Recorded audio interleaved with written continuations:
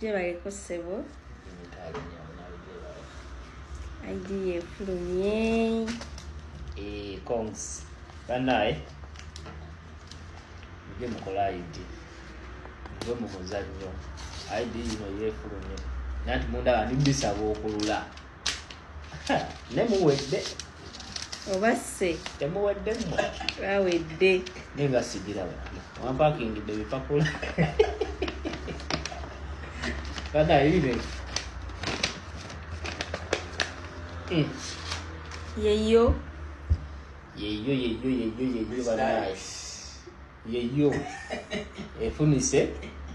Nenga mbagamba mwenna abatana bakola ID. Mwali mkoze na ID. Amnesty negwako byaddala zifulumanga byaddala. Mwali koza ID ne mujjane wa Mr. Karim n'abakolera ID. Ebibye byaddala. Tebiri mu byagamba ate bandidde sente bakoze bati nedda. Mugenda ko bakyamu. Mujje wa Mr. Karim agenda kuba bakolera omulimu ogusinga. Abe Uganda oba kabonyezo bawa. Woba oli Uganda ng'oyagala kugira ku freelancer ng'eno nga ya myaka ebiri.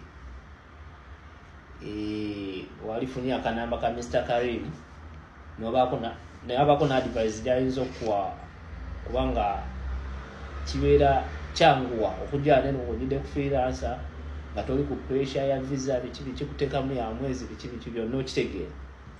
Wenjogerawo ekityo abasinga mu bitegeera.